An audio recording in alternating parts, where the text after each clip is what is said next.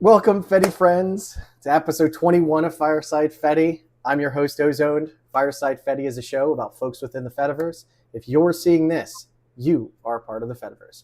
With me today is Osa Atoe. And correct me if I'm wrong on any of this, please, Osa. But Osa makes stunning mid-century Nigerian pottery, which is a bit outside my expertise. I know nothing about it. I'm not into pottery. I'm not into art, but I think her work is absolutely gorgeous. And I'm honored to have her on the show. She's also been in a punk band.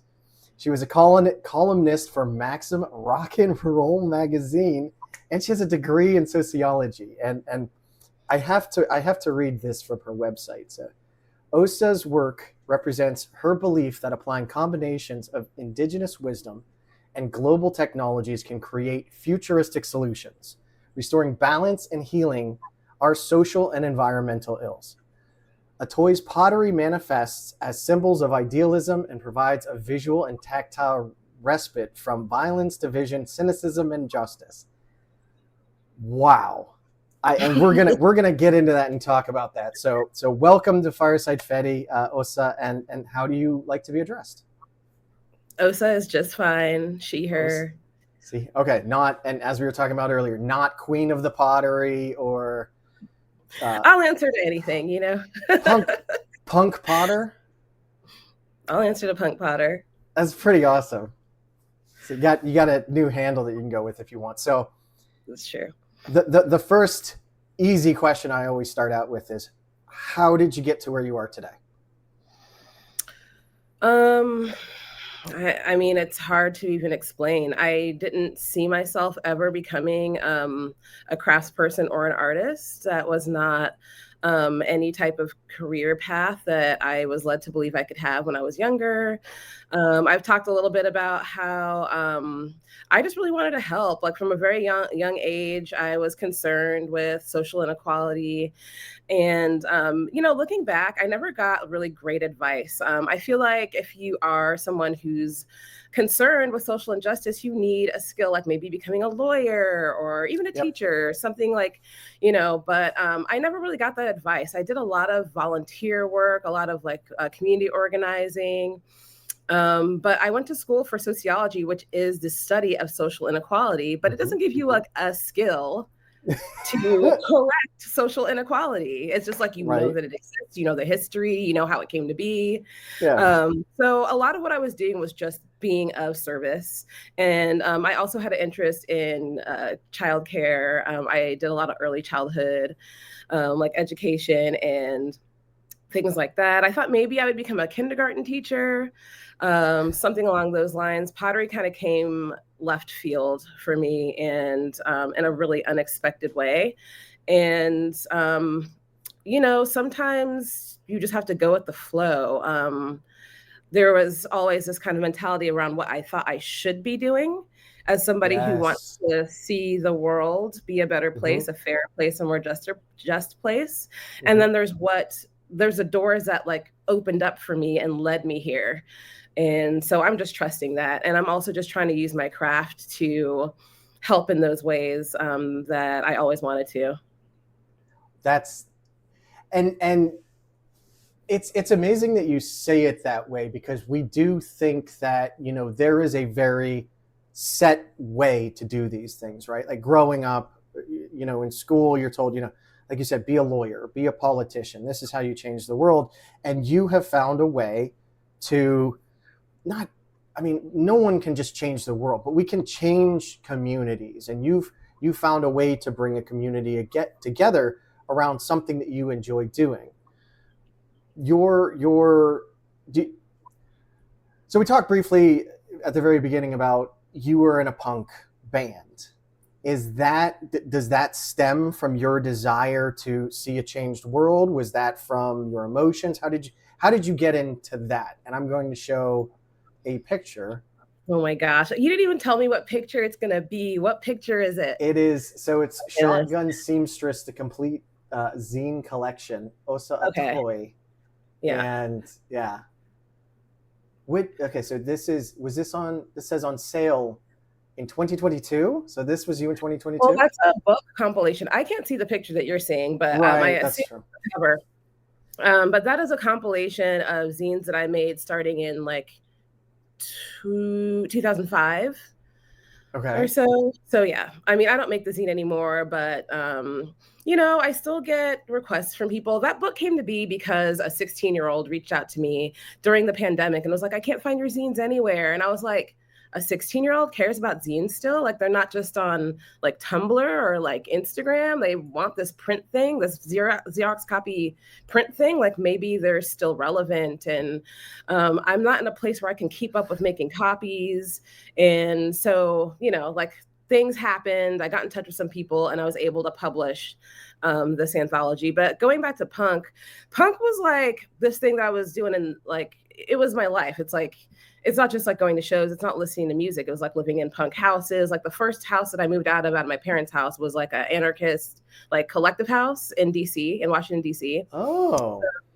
It was like where like, because we were in DC, all of the like protesters would like come like stay on our floor and like sleep all over our house. And like that was the first place I like saw like people dumpstering and like things like that. So that was like my life. And I wasn't even an artist or like anything like that. Like again, I was like, like dropped out of college, went back to college, like, but like really was just trying to like volunteer and like organize my community and things like that. So like that kind of went along with it. And then I was always in bands just because I love music. I've been playing violin since I was a kid. Like I learned in elementary school and stuff. So yeah, like great public education back in the 80s in Virginia. So did you play violin in the punk band? Because that'd be awesome. You did? I did in one of my bands. So I was in a ton of different bands. Like none of them did anything. Like there was no like we weren't trying to be big or anything like that. We would just like play. Sometimes we just played the basement. Some of my bands never even played shows. So the band that I was in that actually did stuff like go on tour was called New Bloods. And I did play violin in that band. It was like heavily inspired by bands like the Raincoats and the Slits and ESG and stuff like that. So that was kind of my first inkling that like I could be a creative person in the world and reach people in that way. Because again, it just kind of happened. Like I was playing a lot of music. None of my bands really ever did anything. I was in college, like just trying to work towards something, like kind of aimless. And, like having a band that actually went on tour and put out a record gave me an inkling that I could be a creative person. And that was like a viable path for me. And then that turned into ceramics later on, like when I was in my 30s. So it was like the punk creative band stuff that kind of showed me that I could be a creative person in the world. And then that transferred into clay. Oh, wow. If that makes sense. Yeah. Yeah, no. So I have a million questions here. First off, maybe it's because I'm old. I don't know. What is a zine? Wait, no, you should know about zines if you are old. I'm also, wait, how old are you? I'm 44. No, I don't I'm 46. Okay, I don't know zines. I've never heard of a zine. What's a zine? Okay, a zine is I know a zune. Wait, what's a zune? the Microsoft Zune that came out around the same time as the iPod. I'm a nerd, right? Okay, well, I'll explain what a zine is, and you can explain what a zune is. Sure. So yeah, zines are self-published magazines, basically. Like, okay. I think they like the earliest zines that we think of as zines are usually like geared towards something subcultural. The earliest ones were about like sci-fi, but I mean it's literally just like a like from the 1930s and 40s, people were trading sci-fi self-published. Right, okay. At that time, it was what was the printing method at the time before Xerox?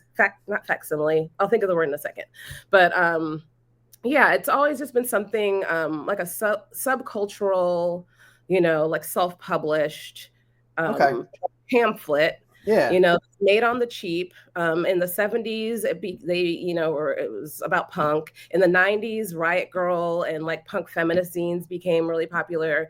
They're like cut and paste. They're Xerox copied. Yeah. I mean, it's all about just like the urgency of expression, not waiting for what you like to be acknowledged by like a mainstream publication, you're just kind of doing it yourself. So there's like tons of, I can see your wheels turning. There's tons of parallels between operating in that way, which is highly decentralized, right? Yeah. And what people are doing on the Fediverse.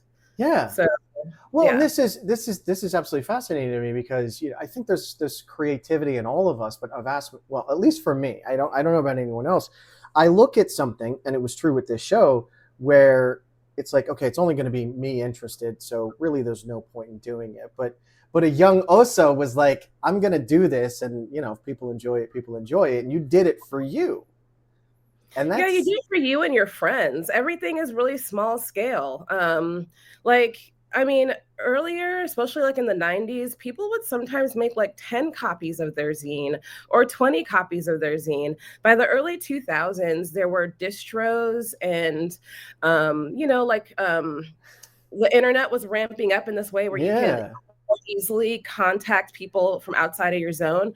And so by 2000, there was like a little bit of like an underground infrastructure. So I was probably making like, 50 at a time, 100 at a time, which we think of as still small scale. But for the zine world, that's a pretty big run, but like I said, we had the infrastructure of like, zine distros whose names I'm forgetting right now. They'll come to me. Pander was one. It was a feminist punk distro from the late 90s. So then that would help kind of spread the word, but it was still a small scale thing, and like you never cared that it wasn't like there was no like trying to get big off zines, like. Well, and it's one of those things where you have a very targeted item for a targeted population, and you get to know each other through then. How many people did you like meet through your zine? Tons. So my zine was specifically about being a Black punk because there weren't that many, and now there's a lot more, and like Afro punk has happened, and there's like a festival that happens like internationally called Afro punk that stemmed off of a documentary called Afro punk from 2000. So since 2000, like things have really grown and changed and shifted. But like if you were into punk rock, like in 2000 or before, you were probably like the only one in your town, or like maybe even in your state, with the exception of like places like DC, although, that's shifted. But like if you're into punk rock, about Bad Brains, obviously. There's a band from Philly before that called Pure Hell. There have been like black people in punk since the beginning, just not a lot. So yeah, I was writing to like decrease my sense of isolation as a Black punk and to kind of normalize my identity. Because there is that kind of thing of like, oh, like you think you're white because you're into punk, and it's like, no, like Black people are so punk, like, like Jimi Hendrix was so punk, Nina Simone was so punk, like, oh, I love Nina Simone, she's beautiful. Like white people don't own punk, like, and like how can we find like how can we kind of fuse these identities in a way that's like really natural?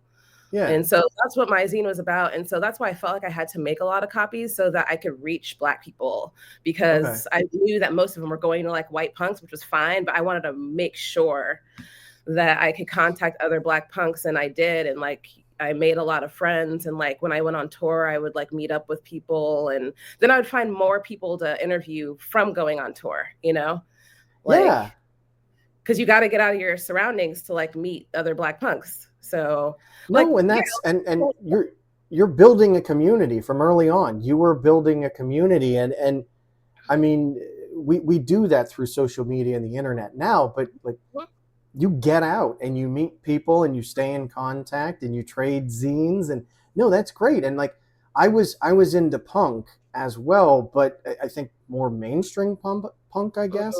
Against Me was probably I went and saw Against Me like 3 or 4 times, or I don't know if he's really punk, but Andrew WK, loved Andrew WK.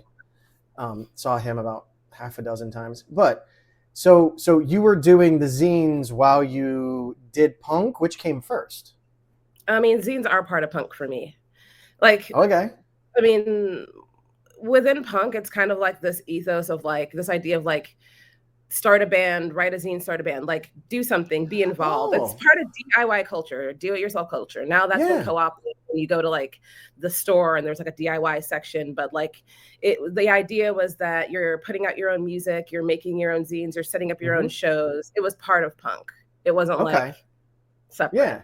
No, but that's you're advertising yourself through your zine, and for someone that missed the show, you would have like a summary in the zine of the last show or something like that? My zine was a fanzine. A fanzine is like when you write about the things that you're a fan of. So I would do interviews with other bands, like Black punk rockers who were in bands. I mean, it can be personal, it can be art, it literally can be anything. It could be photography. There's people who do like punk zines of just all of their like their photography from punk shows, like really kinetic photographs with like boots in the air and people moshing and like awesome and stuff like that. But yeah, I did a lot of interviews, and I would also get other people to contribute. So you could do like zines that are based on people's contributions, where it's like 20 different articles from 20 different people all over the world if you want to. I mean, Maximum Rock and Roll is kind of a example of that. Like Maximum Rock and Roll is probably one of the most like mainstream punk publications, and like they're an international publication. They're not in print anymore, they're digital now. But I had the reason I mentioned that is because I definitely know I've heard of it. I don't know how big Maximum Rock and Roll was, but I had definitely heard of it in the past, and it kind of rang. It's more of a hardcore scene. Okay. They cover all styles of punk, but it's such a unique subculture that it for those that feel outsiders, right? You go into that and it's just your people. And when I was going to shows, folks would, when I would tell folks that I'm going to a punk show, they're like, oh, it's, sex, drugs, and just a whole bunch of people beating each other up. And it's like, well, yes, but there's also this community around it. Like I would jump into a mosh pit and I was 120 pounds and I would get thrown around. Everyone, when you fall down, everyone's there to pick you back up and throw you back in, right? They don't want you to get trampled to death because they care about people, but also the party stops, right? Nothing breaks a party up like a dead body, I think. I could be wrong. I've never had it happen. I don't want to have it happen, but so on that happy note, so how, and you have it on your website, how you kind of got into pottery. How does punk lead to pottery? Burnout and getting old. I was just tired of my bands always breaking up, because there's nothing about punk that is, that encourages longevity. It's supposed to be like this kind of like burst of like spontaneous emotion, and like people, they move on. It's just, I don't know. I was tired of like starting over all the time. And punk is like really liberating because it's not about technique. It's not about being good at it. It's about like this primal expression. So, but I was like 30 and I was like, okay, like I'm over the hump where I need to feel not coddled, but I'm comfortable expressing myself creatively. I want to get to that point where I've practiced something, or like I'm like refining a technique, like I'm getting somewhere. Like none of my bands were like, necessarily better than the last one. It was almost just kind of like treading water or running in place. And I mean, technically you're not even supposed to care about that, right? Well, but like I got to a point where I was like, I kind of want to just break out of this. Like punk is awesome. And it was like my formative life, and it'll always be a part of who I am. But I think there's something about pottery that is way more universal. Like it's been a relief and an amazing thing to be able to like relate to my family better through clay, because when you're in a punk band, like your family doesn't understand what you're doing. They can't relate to what you're doing. They don't like it. Most people don't like it. Right. Yeah. And when you're young and you like want to be anti everything, that's great. But I think I got to a point where I was like, I would love to be able to relate to my family through my craft. And that's not what I was thinking when I did it. But like now in hindsight, I'm just glad that like my aunts and uncles have my pottery, my cousins have my pottery, my friends have my pottery.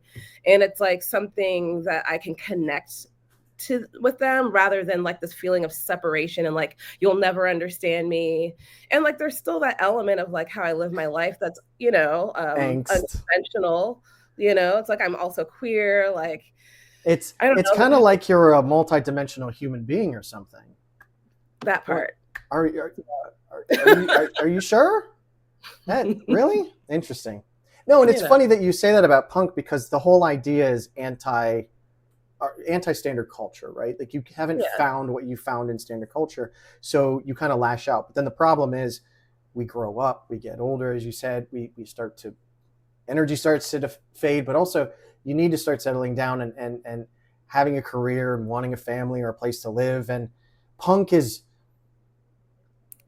it seems to kind of not, it clashes with that idea, right? Like if you've made it in punk, that's, those bands seem, right? What does it mean? But also it's exactly like you said, there's a couple different sides at least to it. And there's like a really destructive nihilistic side. And then there's also like a side to it that is kind of like wholesome, especially coming from DC with like straight edge. Do you know what straight edge is? I don't. Please it's like a teen movement, like from the 80s. It was like at a hardcore where like kids didn't drink or do drugs, and that was like the DC style of punk, like Minor Threat and Fugazi, all these bands, they didn't drink or do drugs. Even like Henry from Black Flag, like in those days, he didn't drink or do drugs, right? I kind of grew up with like a pretty wholesome view of what punk was. Like it was like these kids being like, we're not going to be effed up and we're going to like read Angela Davis and like Emma Goldman and stuff like that. And like I moved to Portland, Oregon, and it was similar. It was like very feminist, very queer, very political. People like knew about like herbal medicine and stuff. But then I later moved to New Orleans, and it was like very much like self-destructive, nihilistic, like we don't live anywhere because we travel all the time. And I feel like that was when I was like, ooh, like this isn't like how I'm gonna grow old. Like this isn't it became a little like toxic and you burn out fast or you find something else, right? Yeah. And that's how I met my husband right now, and right now forever. And my current husband.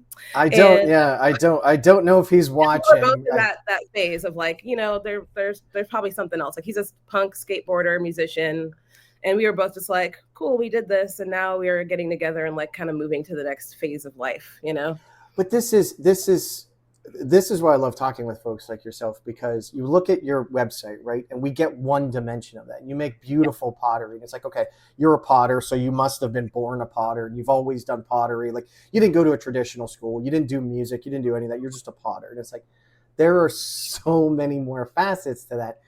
And how, before we fully get into your pottery, do you feel that without punk, your pottery would look like it does today? Do you build that kind of emotion and that kind of expression in your pottery? That's a hard question. I mean, I guess I have to assume that everything that I've experienced up until now is the reason that my pottery looks the way it does. It's, the reason I am who I am. But it definitely feels like I'm putting in the effort to make something increasingly refined over time, which was never the goal of punk. Like refinement is not a part of punk. So like I'm striving towards proficiency, which is like, so I kind of see it as a detour more than a continuation. It's like very much life has taken a turn.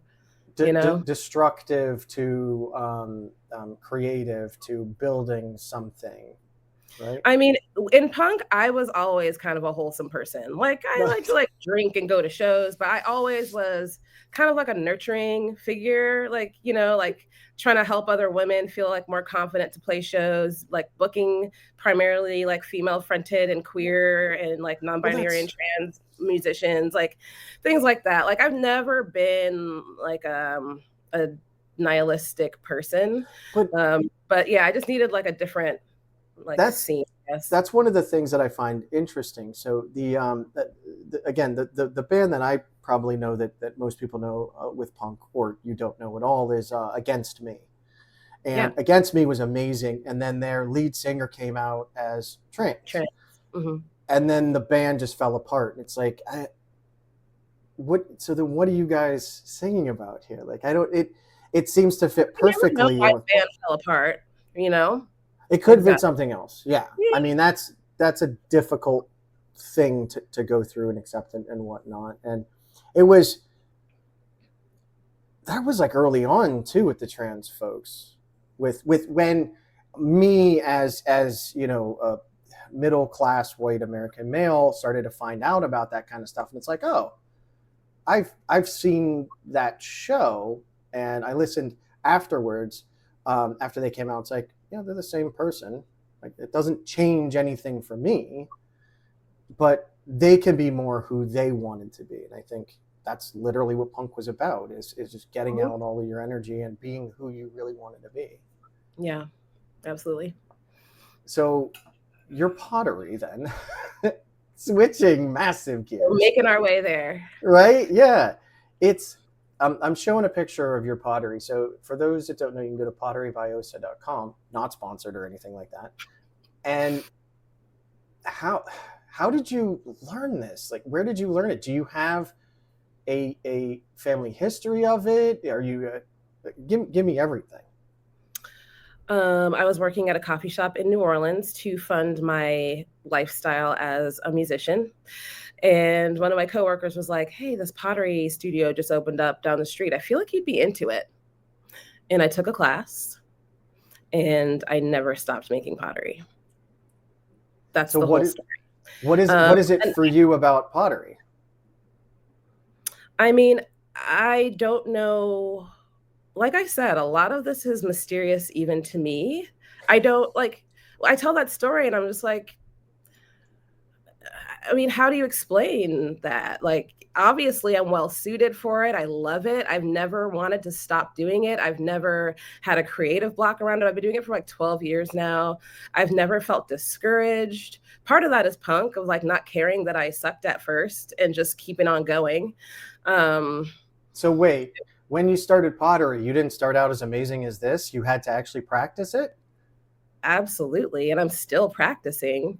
Yep. And, you know, there's a lot of amazing potters out there. Like, you know, I'm proud of my work, but I mean, there's a lot of amazing potters out there, especially like when you go back into history, my goodness, like, but yeah, I don't know how to explain why clay, or how that happened for me. It was just kind of this nudge in that direction that changed my life. That's great. So what kind of pottery is this? It's Nigerian. It said on your page it was mid-century Nigerian pottery. Well, I don't call my pottery mid-century Nigerian, but what I feel like I'm doing is picking back up where a certain movement kind of left off. So in the 1950s, before Nigeria became independent and we're still under colonial rule, a British potter named Michael Cardew was stationed in Abuja, Nigeria, which was already a pottery center, like a kind of, you know, regional headquarter for pottery in Nigeria. They're like well known for their ceramic legacy. And at Abuja Pottery Center, that was a location where like indigenous pottery making techniques, such as coil building, indigenous firing techniques, met Western and Eastern ceramic techniques. And so what I mean by that is like glazing. Glazing comes from the East. You know, it comes from Japan and China. Okay. And that's how the Europeans got it. And then the Europeans basically brought that to Nigeria. And so in this moment, you're seeing, you know, all of these technologies come together. And that's what I mean about the indigenous technologies and the global technologies coming together to create this new body of work. And so, you know, fast forward to 2015 or 2013, when I start making pottery, I'm not seeing the trajectory of that movement. Like, where did that go? When you learn about contemporary studio pottery in the United States, you learn about the combination of like Japanese and English Oh, tradition. okay. Yeah. Those are the foundations of American studio pottery, the Japanese and British coming together, Hamada and Bernard Leach. And so you never really see where like African culture comes into it. And also there's an African American influence as well, that you really never see spoken to very much. And so as someone who's Nigerian, like obviously like I was looking for that. I was like, we have clay. Like what would it be like to bring that Nigerian, West African legacy and combine that with contemporary US studio pottery? So it's not that I feel like I'm making mid-century work. It's that there was a historical moment that I feel kind of lost momentum. Okay. Like I'm not aware of, you know, the trajectory since then. And it's something that I've been trying to piece together myself. Like these potters, and Abuja Pottery Center actually drew potters from all over Africa. So there are people from Ghana, from I think Zambia, from other African nations that were coming here because they wanted to learn. They wanted to learn about glaze. They wanted to learn about wood firing techniques and things like that. So in my mind, I'm like, you know, what happened to that? Like, you know, where are the people who came out of that? Where are all the artists that came out of that movement? And like you can trace the roots back when you look at U.S. contemporary ceramics. You know, you can trace the roots back all the way back to Bernard Leach. Like Leach apprentices, you know, like started their own potteries, trained people. Those people started their own potteries, trained people. And those are some of my contemporaries. Like I've learned from people who are from that lineage, but like, where's our lineage? Right. We get so caught up in, well, this is how you make it. And you're like, no, you can pull from everyone. You can pull from everywhere. I had to look up, rope style? Is that what it's called? Wait, you make coil building. Coil building. Sorry. Yeah. Okay. Yeah. So you actually take the clay, you roll it out, and then you build the pottery as that. And you. Yes. So. And a lot of people do this. This is not just West Africa. Indigenous Americans use that technique, but everybody does it slightly in their own way. I learned coil building from a South African potter. Her name is Jabu Nala.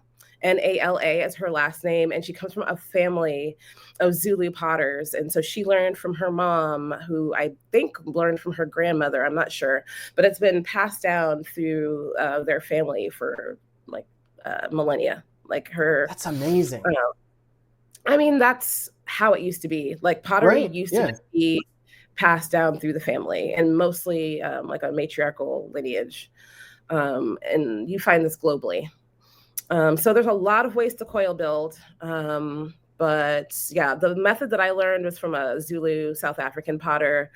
The Nigerian way of coil building is quite different. I mean, you get like a similar effect, but the technique itself is quite different.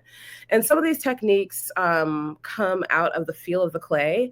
So like the quality of that local clay kind of dictates how you're going to interact with it, in a sense. So the Nigerian coil building technique works very well with their local clays, and it doesn't work quite as well with the clays that I can get here. You know what I'm saying? Okay. So we have some folks that are blind in our community. How would you describe? So I don't even know how to describe this. It's the technique itself, or the actual pottery itself, like the colors you use. What is like the tactile feel of it when you pick up a piece and things like that? Okay. So I like this question. It's like verbal alt text. Yeah. So. Yeah, that's literally what I'm going for. Yeah. And it's stunning, right? And it's so to be honest, it's stuff that I see in a museum. This is not like my family doesn't have history like this. This is beautiful. I call this artwork, but you know, you use it as regular pottery, right? Like it's meant to be used in the house. And it's stunning. And it's a lot of warm colors, browns and light yellows and light greens. But what does it feel like to actually hold a piece of that? Okay. So, first of all, I'll start with the weight. Hmm. Because I'm making pots that I want people to not be afraid to use, I make them sturdy, but balanced. So there is a stigma against a heavy pot in Western culture. You want your pots to be kind of light as air, and so I try to find this nice balance between a nice balanced pot that isn't bottom heavy, but that feels kind of evenly sturdy throughout. So Okay. if you drink from one of my coffee mugs, there will be a little bit of a heft to it. It's not going to be a light as air Like, object. Yeah, it'll be yeah. a little, there's a little bit of heft to it. I my main decorating method is carving. And so I use a little tool with a tiny triangle on the end to Oh, create okay. Yeah. these lines in Yeah. my pots. And I glaze over those lines to kind of soften them. And so you will feel a texture. I also add little raised dots with slip, which is liquid clay. So clay blended with a, water to like a maybe a pudding-like consistency that I can squeeze through the nozzle of a tiny nozzle of a little plastic Okay. bottle, Yeah. and I apply those to the surface. So there's a little bit of like a raise, and again, I glaze over those to like soften everything. So I don't want anything to be like sharp. Right. There is texture. So if you're a person that doesn't like to feel texture underneath your hands, you're not gonna like my pots. But I mean, it's a visual decorative element. It kind of gives a nice crisp boundaries when I use Gorgeous. different like surface. So I use all these different clays to decorate my surfaces. This is something I've only been doing for about a year. Before that, I relied mostly on glaze. But in the last year, I've kind of collected all of these different samples of what people call either wild clay or local clay or foraged clay. Okay. And we use those terms to differentiate from the clay that you would buy from the store, commercial clay.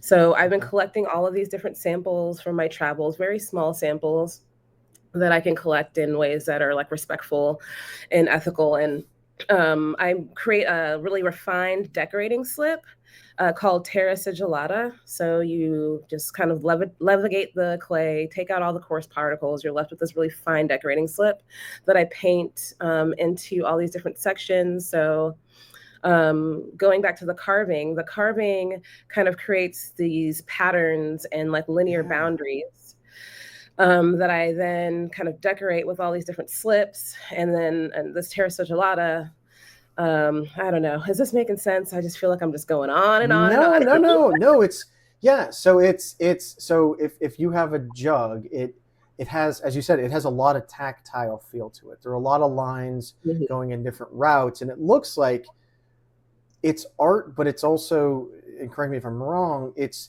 for grip too. Like it actually serves a purpose to hold it. But when you pick this up, it is not, a metallic water bottle that is smooth. It is just filled with beautiful lines, dots, the colors. These are gorgeous. I love these. So, Thank and you. And then there's just also like as a functional potter, we have to balance aesthetic and function. So like I want my handles to be comfortable, like maybe like soft and smooth in yeah, the hand. I want the lip to be thin enough to feel comfortable. I might make the top of the vessel a little bit, the top of the coffee cup a little bit narrower and the bottom a little bit wider so that your drink kind of just stays warm in there a little bit longer. Just like different little details that make it a functional, like easy to use, pleasant to use object. And then yeah. on top of that, you're trying to make something that's, beautiful to the eye and special to the person who's using it. So, at what point, when you were invited to go to a pottery class, and you sat down, and you just immediately go, "This is what I want to do with my life," or you're like, "Okay, this is a fun hobby," and then it's like, "I enjoy this, and I think I could create a career out of it." How did that go? Because like I'm freaking out trying to start a business, so I love to know how long have you been in business? I've been in business for about 10 years. So it took me 2 years, which actually looking back isn't long at all, but it took me about 2 years to sell my first pot after my first class. Um, I don't know if I thought about it like I wanted to start a business. I just loved it. I think what happened with me is that I liked it so much and I was creating at such a high volume, and I would go into my friends' houses and they would have a ton of my pottery and I'd be shocked. Like, I gave you the pottery because Right. I was going crazy. I loved it. And so Yeah. because I knew that I could be prolific, I knew that I could make it Yeah. my living. It wasn't like I want to start a business and so now I have to make a ton of pottery. It was more the reverse, where I was taking classes. Yeah. And also I want to point out that in order, like, pottery can be an expensive hobby. And so, and I didn't have a lot of money at that time. I still don't have a ton of money, but I'm in a better place now. But like, I did work trade to be able to afford classes, which was actually a great thing. And I want to talk about this just in case there's anybody listening. Yeah, please do. This is kind of like a nice back door. Like, if you don't have, at that point, it was maybe like $250 a month to take pottery classes. And now it's probably more just because everything's more expensive. Yeah. And so what I did was I worked in the studio and got free class time in exchange. But the cool thing about that is I was double learning. So when you go into a pottery studio and you take a class, you don't get to know the back end. You don't know where the glaze comes from. You don't know how glaze is made. You don't know how to run a kiln. You don't know how to fire anything. But when you work in a pottery studio, you learn all that as well as what you would learn in the class. So that was actually a really pivotal step for me becoming like a studio potter who can run my own studio, because there are people who have taken ceramics classes for decades and may not have ever made a glaze, because you don't have to. Right, because it's there for you. Yeah. There for you. Or you can buy it. You can buy it pre-made. It's a little bit more expensive, but you can. There's no real need to do it. So anyway, I just want to put that out there that, if you're a person that's interested in crafts and you can't afford the monthly lessons, ask about work trade. They might not advertise it. The studio that I was at did not advertise it. I just asked. I just cold asked, and he was like, sure, that can happen. So I don't know, just want to put that out there. So, so someone's asking what glaze is. I mean, it's a you talk about, because it's a covering on the pottery, right? That is clear and gives it a shiny look, but also, as you said, a smooth finish, right? Exactly. That's pretty much it. So there's the clay, that is like the substance of the pot, and then the glaze is that glassy coating. And it can be shiny. Most of the time it's shiny, especially with commercial wear, like manufactured wear. It's often shiny, and shiny can be the most food safe and durable. But it can be matte, it can be satin. There's a lot of, it can be bumpy. Like, there's infinite qualities that glaze can have. And it's basically just a suspension of pulverized rocks in water. It's, you need a glass form, you need like a silica, you need a clay, and you need a flux. So the silica would be like your glass former, your clay, your alumina would be some type of clay, and then your flux would be something to help it all melt, which is like a feldspar or something like that. So you're a chemist. You're a chemist as well. Kind of have to be a little bit. Yeah. A little bit. Well, actually, you don't have to be. Like I said, you can just go out and buy a can of glaze, paint it on, and follow the instructions and call it a day. I mean, they offer, don't they offer like a spray can of glaze now too, or something like that? My mother can, but I know that they are. No, you're right. They do have these sprays now. Yeah. But I mean, I love all facets of ceramics. So that's just another area of ceramics that I enjoy. So. I love this idea that you just start making pottery, and then all of a sudden you realize, not only do I have a house full of pottery, but my friends have a house full of my pottery. It's like, oh, well, I guess I'll go into business. Is that like, that's what it seems like? Kind of. I was like, I can just keep making this stuff, and like, maybe I should sell it. And people were asking me like, why don't you sell? I don't know, like, pots have always been a commercial item, like always. Like a lot of the pots that are in the museum, unless they're sculpture, a lot of those like little vessels, they were used to, carry olive oil from point A to point B on ships. Like all those Greek amphora, they've always been a traded item. So I think they lend themselves to sales in a sense. Like, and as soon as I started making pots that looked decent, people were like, are you going to sell them? It was almost like expected. in a way. So but there has to come a point where you realize that, or maybe it's just me, that your hobby has turned into, you know, a career. And when you're passionate about it, you don't even realize, like you said, you're already doing it. And the next step is just like, sure, I'll sell it. Why not? You want to buy it? And it's gorgeous. Yes. But on your main website, you also talk about the Cabo Clay Collective. Do you want to go into that? Sure. Well, I mean, it almost loops back to my zine in a way. That feeling of being the only Black person and like wanting to speak to that and wanting to remedy it.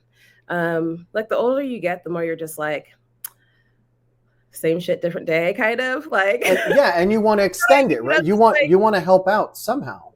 Like I've changed, but I haven't, you know? Right, yeah.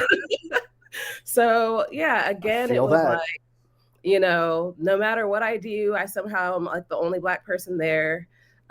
With pottery, it's a lot more confusing than with punk. With punk, it's just like, okay, like I grew up with the whole idea of like white music and Black music, and that's becoming obsolete now. But like I said, I'm in my late 40s. Like that's how it was then.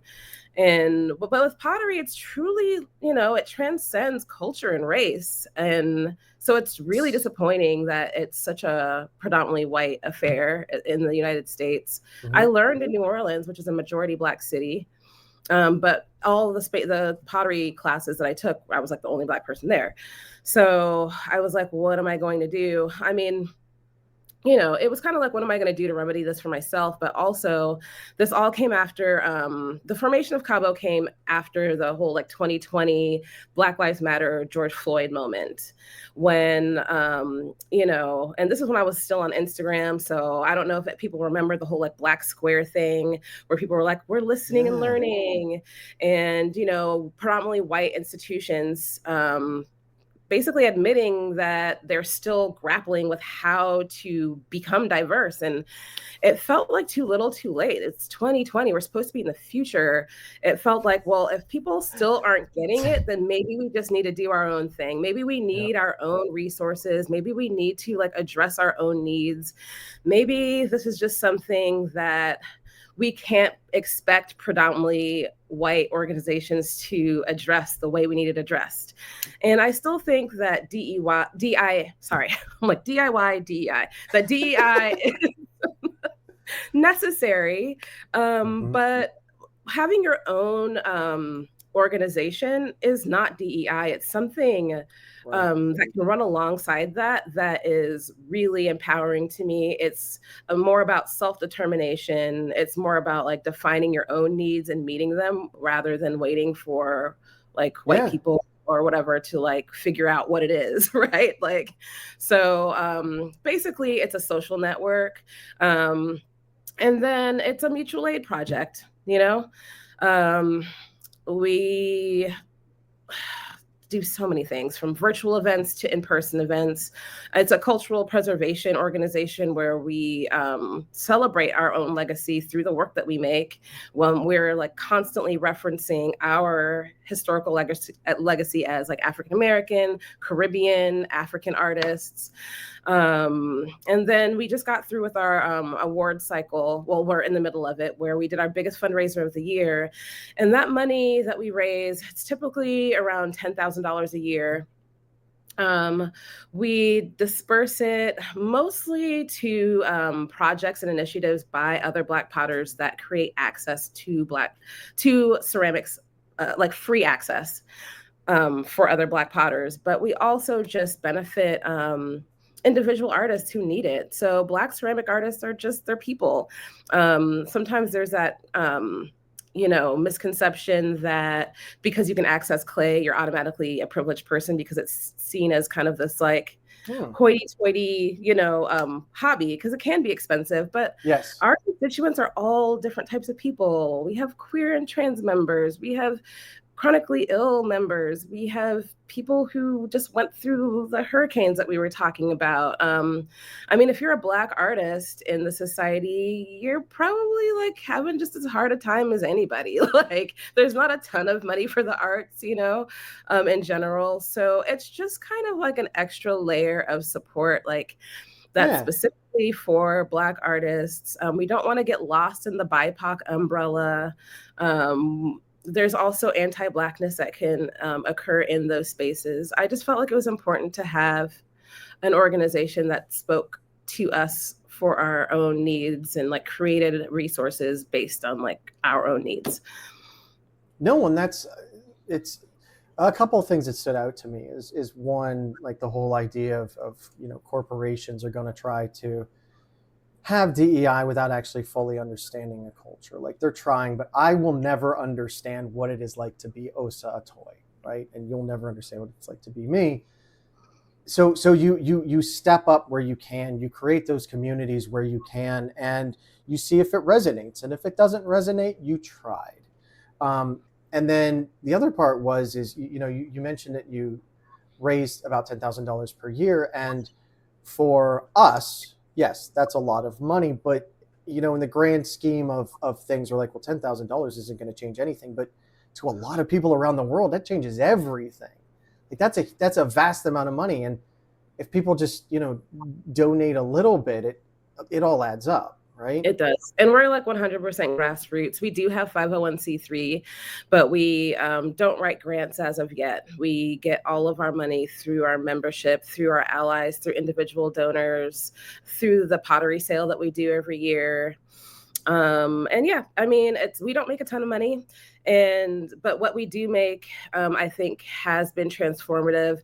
I mean, we were able to finance a free pottery training program in Nigeria that can be annual now because they have all the equipment. And we've done the same thing, but not to the same degree here in the United States because everything's more expensive. But we've used our money to get people together for like weeks-long events. We helped to finance an opportunity for Black people to get together and wood fire together, and they were together for like 2 weeks working together. And that's something that outside of this, I would never have an experience like that. Like people never get to have experiences like that. So yeah, I mean, you just do what you can, honestly. You just do what you can. Thinking about just small scale, right? Yeah. Like the you zine change. thing. I mean, we look at this idea that we have to change the world. We can't. But if you change one person's life, then that person changes one person's life, and that person, like it has a cascade effect. And to those people, it matters, and it still makes a difference, and they're just as valuable as the whole world. Like we can't do it overnight, but one person at a time, and that's amazing. I absolutely love it. Paul G asked in the chat if you could talk more about wild/forged clay. Okay. Well, I mean, it's only a novelty because everything is so commercialized here in the States. The more that I look into it, the more I realize that this is just how it's done like almost everywhere else. If you go to a lot of different countries, potters still have to collect and process all of their own materials. It's just that we're in the United States and everything comes in a plastic bag or in a plastic jar. And I mean, I'm not gonna bemoan that because it makes it easy. It makes it easy. Like what we have in the United States is a ceramic industry that panders to the hobbyist. So it's almost like easy bake oven. Like you just get the bottle, you follow the instructions, you just do it, you put it in the kiln. It's like you press some buttons, you turn it on, that's it. This is what it's supposed to look like, right? Sure. And so, but like traditionally, you're forging your own materials, which we call wild clay, and it's a wild clay movement because, it's just like calling vegetables that are grown without chemicals organic. Yeah. And then like the ones with pesticides are conventional, right? Well, it's the same thing. It's like eye rolly, like some people hate the term wild clay. Well, it's a product of our time because, like you said, you're not going to the store. But it when you say wild clay, it's like I'm going out into the woods and I'm hunting down clay and I'm using a spear. And it's like, no, it's not that either. I mean, I'm in North Carolina. All of our ground is pretty much clay, right? And I don't know if you can use that as the same way, but you could use it in a way. And that is my property is wild clay. Yeah, there's a ton of pottery communities in North Carolina for that reason. because there's just so much available clay. It's like some of the most amazing potters in contemporary ceramics are in North Carolina because you guys have access to all of that clay. So it's actually not novel at all, but then for us it is, right? Yep. And then, I mean,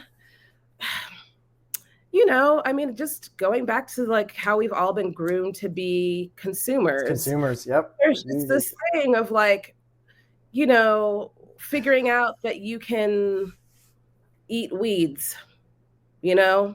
like that weeds are medicine, figuring out that you look down, you're like, that's usable clay.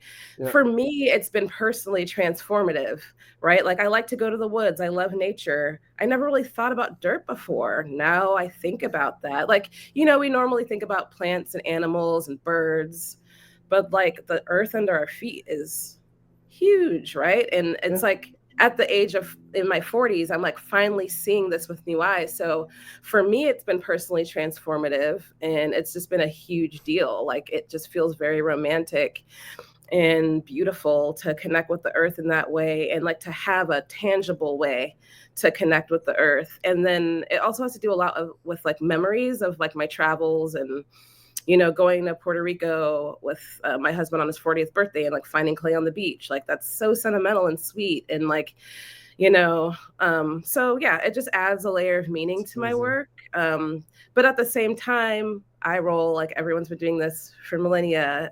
No, right. And that's the funny thing about it too. We're like, oh, this is amazing. And it's like, since the dawn of mankind, this is like one of the main things. But again, because we are a product of our time, it is so outside the normal. Like I said, like your pottery looks like something I've only ever seen in a museum, and it's gorgeous, and it used to be everywhere. And now, I have Corel dishes, which you just go to Walmart or whatever, buy a pack, and you throw them in your cupboard, and then your stuff is art. But it's not just art; it's to be used, and it is gorgeous, and I love it. Clay is earth. The other one, I wasn't certain with this one, Harry Bow, which from Gamers Tavern Online, which we were talking about, or which we were kind of conversing on the Fediverse earlier, asked you to have a conversation about Unidos. I don't have a lot of information about Unidos now. They contacted me. So I moved to Sarasota, Florida in 2020. And it's just been a journey of connecting with people. I mean, everybody, like Florida is notorious, obviously. Like everybody has their opinion of like what Florida is. I'm glad I came to Sarasota without a lot of those preconceived notions, because they haven't been true for me. I've been able to connect with a ton of amazing like community organizations and like social justice orgs that are just like trying to fight this stuff and keep each other alive. And Unidos now is one of those. So I feel like what's been happening is I have just worked really hard to make these community connections. I do a lot of like youth programming with Black youth in Sarasota to teach them our history in clay. And so I think that's what kind of brought Unidos Now into my circle. And what they requested from me was, they do a lot of work with families. They do a lot of guidance around education and educational opportunities. And of course, like they're working with the Latinx/Hispanic community in Sarasota and Manatee counties, the next county up. And so because of all of these new crackdowns on undocumented immigrants, I mean, it's just been very, very stressful, and their community has obviously been impacted. And, it's like, the idea of like basically like being a social worker, but not having the resources, like they're hemmed in. There's only so much they can do. There's only so much they can assist. And it's very demoralizing and hard and stressful and sad. And there's a lot of grief. And so the executive director, called on me to kind of do like a wellness event for her staff. And now we did that, and it was wonderful. And now they're kind of wanting to extend that to their families as well. So like parents and kids to be able to access that. And it's just been awesome because, it's like a really common thought when shit's hitting the fan politically and you're just making pots, you're just like, what am I doing here? Like, my proclivity to like want to help. And so Right. when people come out of the community and say, actually, like the skill that you have is needed right now. And it might not be like on a legislative level changing something, but maybe Right. it's just kind of like helping people continue on, right? Well, it's connecting with humanity. Again, those connections are what matter. Right. And Absolutely. that's okay. So what did they have you do? Where did you do like a pottery I workshop led or? a workshop a lot of Okay. workshop for the staff. It took place at the executive director's home. She lives in this part of our region that's a little bit woodsy, and she's got like a pond by her house with like geese and stuff like that. So, and it was in the spring before it got dreadfully hot the way it is now. So it was just a really beautiful, kind of like restorative moment. Yeah. No, and one of the community members said, it's deep. Stop. I have a tear in my eye, and it's beautiful. Like we've gotten so cynical about politics in corporate America, and like, and as soon as you said that you did a workshop with them and it was at her house, my only thought was like, when my company is happy with me, it's like, here's a pizza party, yay. I mean, I And thought it was a really cool way to just be mindful. I mean, I have a lot of respect for the ED of like prioritizing her staff's mental wellness. Yeah. During a time like this. And it's not just, they're people, first off, right? We're gonna they're people that just want to make a living and a better life for themselves, but it's not just them. I have a friend who's Asian. He's been here since he was 14 years old. He always got, he's always had his green card. He's never become a full-time citizen because he's like, why? And now he's actually very concerned about it. He's especially with what's going on, but it affects everyone. It does. Most likely someone that might be concerned, and we just need to bring back that humanity and that compassion and having those together moments to just stop. Let's put all the rest of it aside for a minute. Let's focus here. And you bring people together with that. Speaking of bringing people together, so you had said that you were only on the Fediverse for 5 months so far, and it's you are a lightning rod. It seems like you really resonate with people. How do you feel about that? What do you do to make that happen? Do you do anything to, just being a good human, folks find you, or what? All right. Well, this is my opportunity to shout out the real reason that I got traction on the Fedi was because of Ken Swinson. You should follow Kentucky. He's a potter who was following me on Instagram. And then I, deleted my Instagram. Well, actually, no, I came over to the Fedi first just to check it out. And then I finally, like after a month or so, I deleted it. But he gave me a really nice intro, and a lot of people who followed him followed me, and then the retweets and the boosts and all the stuff. And yeah. Also, I mean, there's not a lot of potters on the Fedi compared to the other apps that are more like visual and video based. So there's that. But yeah, that's kind of how that all happened. It wasn't just me. It was like being welcomed into the community. I'm trying to find his. Is that him? Indie Social Web? Swinson. Swinson is his last name. Ken Swinson. K-E-N.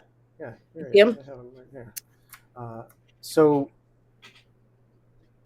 it seems like you've had a positive time on the Fediverse coming over. Do you enjoy it? Do you feel that sense of community? I mean, it's getting there.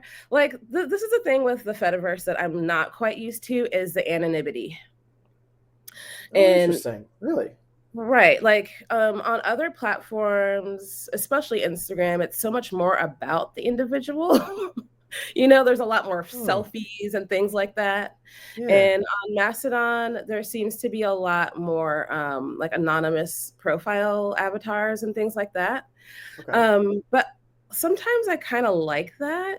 I don't know. I can see it both ways. But yeah, I'm getting there. It's just like I'm just like trying to interact with a lot of people, and I follow the gardening hashtag. And so those aren't people that I follow. So I'm always getting a lot of like random posts from people I don't follow about like how their garden's doing, which I really enjoy. And so yeah, in that way, it's just kind of like talking to random people that you may or may not talk to again, right? Well, it's such a great way to build a community without knowing. Like you said, you just follow a hashtag and you're getting, here's how my baby carrots are doing today. And it's like, wow, that's just nice and relaxing. You don't have to worry about the politics or what kind of shit is happening this morning. You just Oh, well, I have my what do you call it?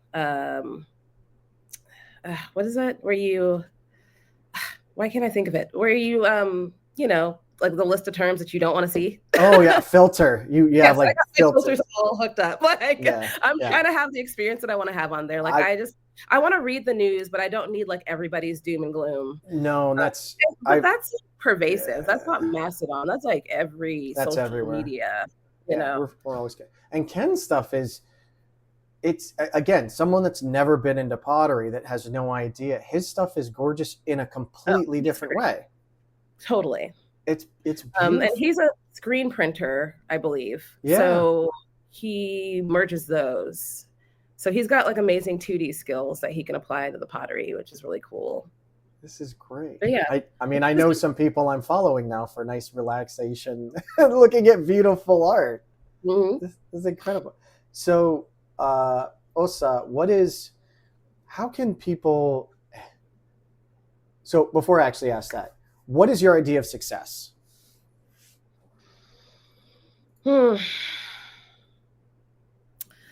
I mean, I consider myself a spiritual person, and I am very concerned with the feeling of peace and alignment.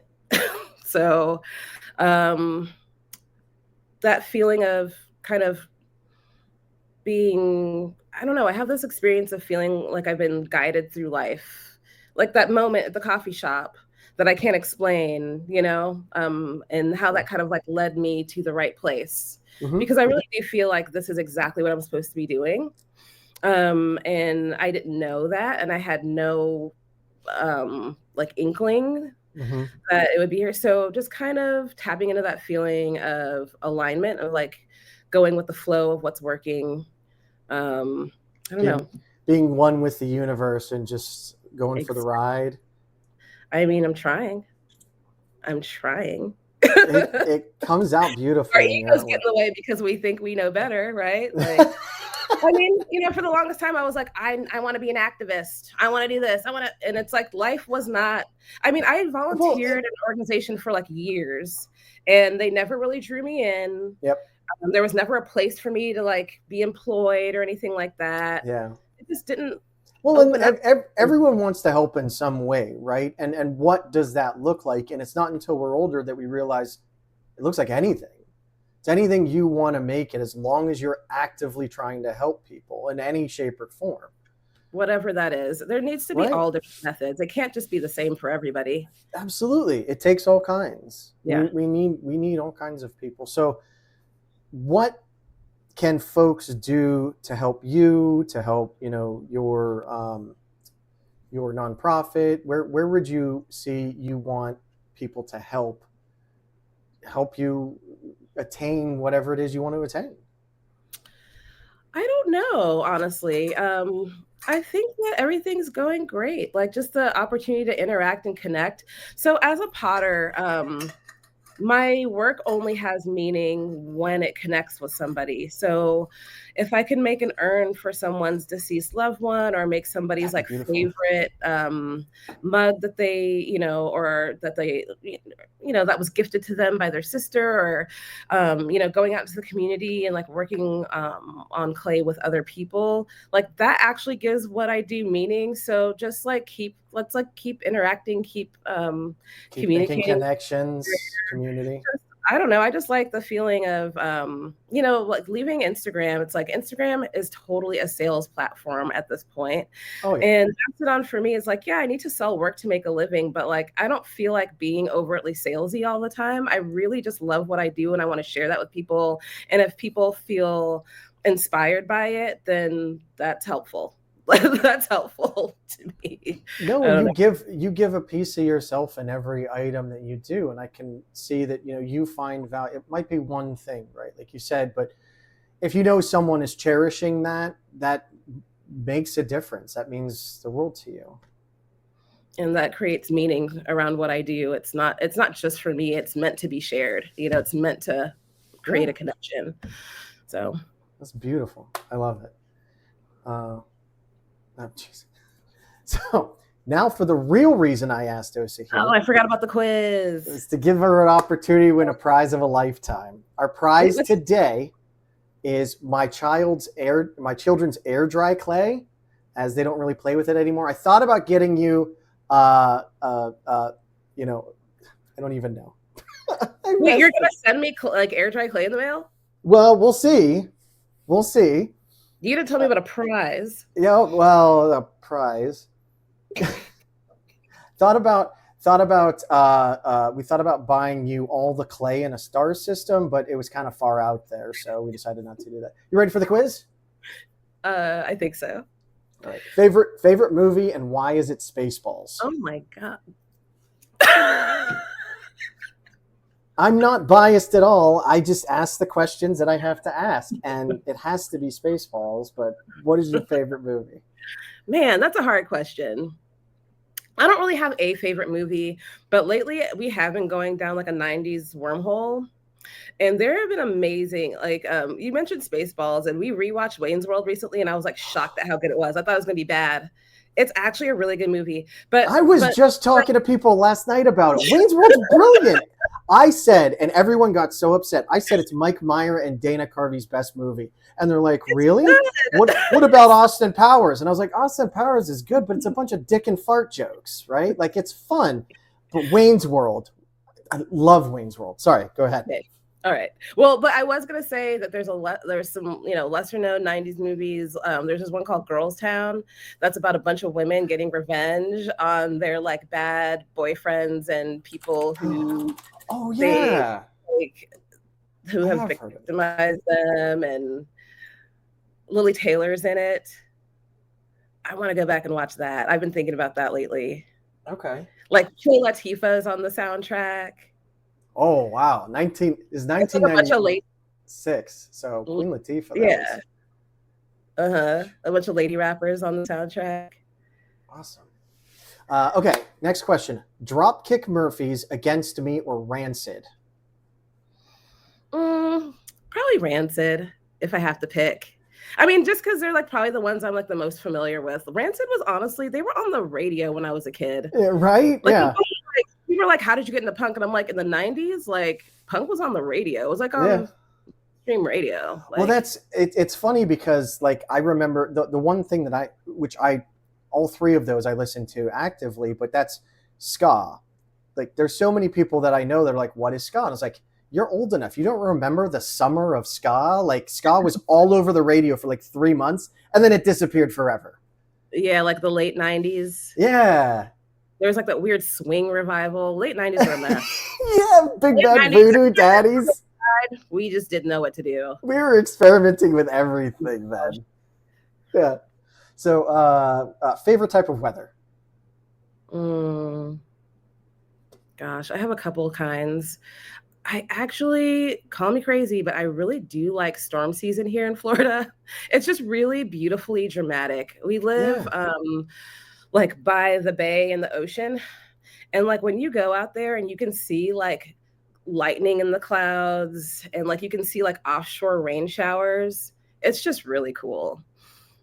Yeah, it's interesting because I was going to narrow that question down more to like, do you like sunny or do you like rainy? Because there's something like right now outside, it's super humid where I'm at. I've actually been sweating because it's so hot. But like when you get that nice, spring rain that just brings it all down and you get that nice patter on the window. Yeah, I agree. I mean, we're full sun like all the time. So yeah, you're in Florida. So I'm just like, yeah, I mean, I love it warm. I love tropical weather, but like, I don't know. I like the drama of clouds. I lived in the Pacific Northwest for a little while. So No, and I lived in Northeast Ohio originally, and it was overcast like 80 to 90% of the year, and I'm just like, I'm constantly amazed by the clear blue skies. But yeah, there's just something nice, a nice change at this point for me. Yeah. So next question is, what does an alternate universe OSA do? Wait, what do you mean? Like me on another timeline? Yes. I mean, anything, right? Because there's like infinite timelines. Yeah. What do you think? What do you think an alternate universe OSA does? Just like slightly adjacent, like I became a glass artist. Whatever you want. Whatever you want. Slight I tweak. don't, Osa, I don't know if you realize the quiz is not that serious. Whatever you want to say is fine. Alternate universe, OSA, different timeline. I'm a glass artist that moved to Alaska. Oh, why Alaska? Why Alaska? Why not Alaska? Because you said it's not serious, so I just pulled something out. All right. Okay. Well, I have a very magic phone. It's very technical. It's an alternate universe phone. Don't ask how it works. It works perfectly well. It's very technical. And I reached out to an alternate universe OSA, and she said she loves to spin records, but she still loves clay. So she invented clay DJing, and just the clay goes everywhere, but it's also musical, and she created a whole new genre, and we wish alternate universe OSA best of luck with her clay DJ. That's just a mild tweak because I have a ton of vinyl records. Do you? I'm not a DJ. Oh yeah. Okay, I have to. A vinyl record collection. I got that from him, and then also they used to be cheaper. Now now they're ridiculous. It's like record or CD. The CD was always more expensive, so I have all this vinyl. Which do you think sounds better? I mean, I think records. Okay, it's not even just about sound. CDs are trash. They skip. They're like little shitty pieces of plastic. I hate them. More plastic. I would rather stream, or I'd rather like listen to an MP3 than a CD. Well, and it's become cultural to kind of do records now. I don't remember what it was. I saw something. I think it was a video game or something, and it was like, yeah, buy our record. I'm like, oh, people are buying records. How much? It was $60 for a record. I'm like, no, man, I don't even have a player. I like your game. That's steep. Yeah, $60. It used to be like $8, $10. Right. You know? Cassette and tapes. And the thrift store, 25 cents. Ah, you know? Everywhere. Next question. Rock and roll, rocks, or rolls? I think it rocks. Rocks? Yeah. I mean, do you call clay rocks? Is that why? Or okay, I like rolls. I love carbs. Who doesn't like rolls? Bread rolls. Yeah. And then, as usual, the last question I'll send to you telepathically. Okay, I'm ready to receive it. I'll send you the question. I'll let you know when it's there. Even though we're telepathic, you'll know when it's there. But our audio listeners, need that information. So I'll send it to you. You can take your time, think about it, and then give me your answer. You ready? Okay, here it comes. And there's your question. So what's your answer? Impossible Burgers. Impossible Burgers. Wow. That's a good answer. I never would have expected Impossible Burgers for that question.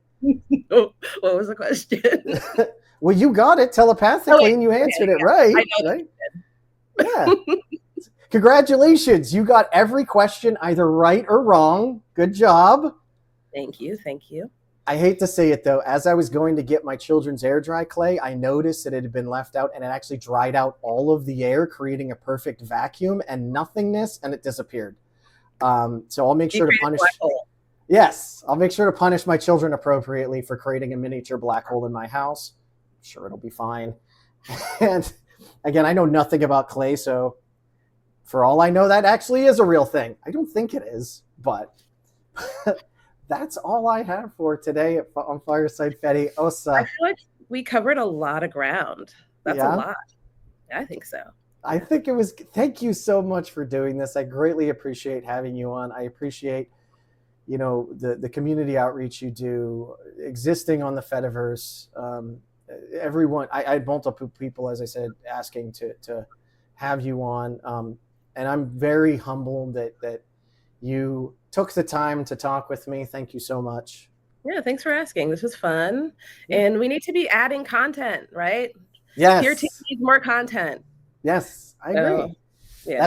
We're all working on it. Hopefully Yeah. someday we can all be free of the corporate shackles that bind us at the moment. But and thank you to everyone out there on the Fediverse. Again, even if you're not on Mastodon, if you're not on PeerTube, if you're hearing this, you're a part of the Fediverse and you're helping make a change for societal good, in my opinion. Everyone, please remember to tip your admins, tip your software developers. This stuff, these folks need to make a living somehow so that we can all continue to be free. And just take it easy on yourself. Don't beat yourself up. It's not failure. It's first attempt in learning. We continually push forward and try, and we do our best. Be compassionate, empathetic to yourselves as well as others, and we'll catch you on the next one. Bye, everyone. Bye.